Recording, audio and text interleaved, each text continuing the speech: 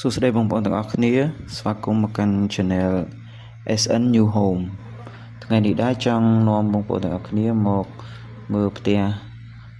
វីឡាមួយដែលមាន2ជាន់ជាន់ផ្ទាល់ដីនិងជាន់ទី1ផ្ទះនេះដែរមានទំហំទទឹង7ម៉ែត្របណ្ដោយ12ម៉ែត្របើគិតទាំងវេរ៉ង់ដាខាងមុខទៀតគឺ14ម៉ែត្រតែនេះដែរមានបន្ទប់គេងចំនួន3ផ្នែកខាងលើបន្ទប់គេង2ផ្នែកខាងក្រោម1ចំណែកបន្ទប់ទឹកផ្ទះនេះដែរមានចំនួន2ផ្នែកខាងលើ1ផ្នែកខាងក្រោម1ដែរចំពោះខាងមុខយើងប្រើជាទ្វារ2បើកទាំងខាងលើនិងទាំងវេរ៉ង់ដាខាងក្រោមទាំងខាងលើចំពោះសសរនេះដែរខ្ញុំប្រើទំហំ7តឹកជ្រុងខាងនេះ4តឹកឯកម្ពស់ពីដីមកការ៉ូបាតមានកម្ពស់6តឹកចំណែកកម្មចិន្តាខាងមុខនេះខ្ញុំយកកម្ពស់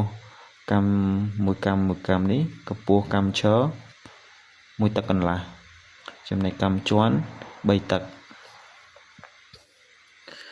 ចំណែកផ្នែកខាងក្រោយយើងមានច្រកចេញមកក្រៅនិងមានកម្មចិន្តាចុះមកខាងក្រោមផ្នែកខាងមុខមើលផ្នែកខាងមុខបន្តិចវិញយើងមានបង្កាន់ដៃជាបង្កាន់ដៃដែកបាញ់ថ្នាំពណ៌ខ្មៅទាំង3ជ្រុងចំពោះដំបូលយើងប្រើទ័រខាងក្នុងវាហូរទឹកខាងក្នុងនឹងមានហោជាងខាងលើនេះឥឡូវសូមនាំបងប្អូនទៅមើលផ្នែកខាងក្នុងជាន់ខាងក្រោមផ្នែកខាងក្នុងជាន់ខាងក្រោមនេះយើងមានបន្ទប់គេងមួយត្រង់នេះមើលជាបន្ទប់ទទួលភ្ញៀវធំទូលាយត្រង់នេះយើងអាចដាក់សាឡុងបានដាក់សាឡុងទៅហើយមានដាក់ជាទូតាំងដាក់ជាទូរទស្សន៍តាំងទូរទស្សន៍យើងចូលទៅដល់ផ្នែកខាងក្រោយមានជណ្ដើរឡើងទៅជាន់ខាងលើនិងមានបន្ទប់ក្រោមជណ្ដើរបន្ទប់ទឹកក្រោមជណ្ដើរនេះបន្ទប់ទឹកនេះមានទំហំធំទូលាយដោយសារតែយកវែងតែម្ដងយកពីក្រោមជណ្ដើរនេះមកដល់ជញ្ជាំងខាងក្រោយនេះហើយចំណែកឯផ្នែកខាងនេះយើងដាក់ជាថាសចង្ក្រាននៅខាងនេះ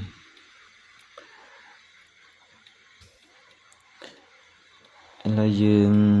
មកមើលផ្នែកខាងលើ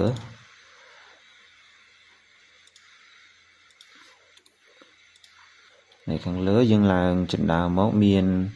បន្ទប់ទឹកមួយក្បែរជណ្ដើរនិងមានបន្ទប់គេង2ធំទូលាយលំហផ្នែកនៅសល់នេះធំទូលាយដែរបន្តមកមានទ្វារច្រកចេញទៅវេរ៉ង់ដាខាងក្រៅចំពោះពណ៌ផ្ទះផ្នែកជញ្ជាំងយើងយកជាពណ៌ពងមាន់ផ្នែកជ្រីពណ៌បែកកាហ្វេពណ៌នេះស្រស់ស្អាតមែនទែនទាំងពីរស៊ីគ្នា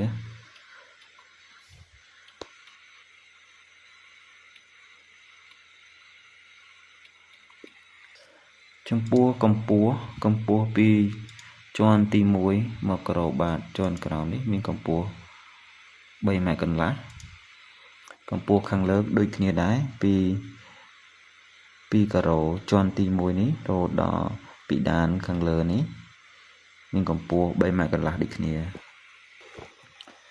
ចំពោះកម្ពស់ចាប់ពី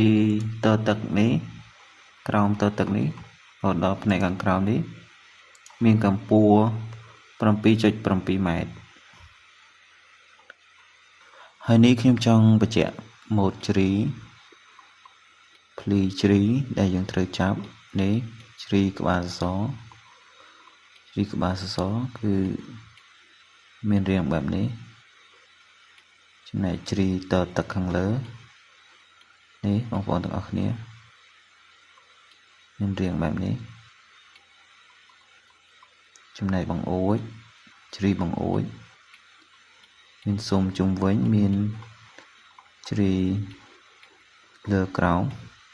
ស្អាតមែនតើបងប្អូន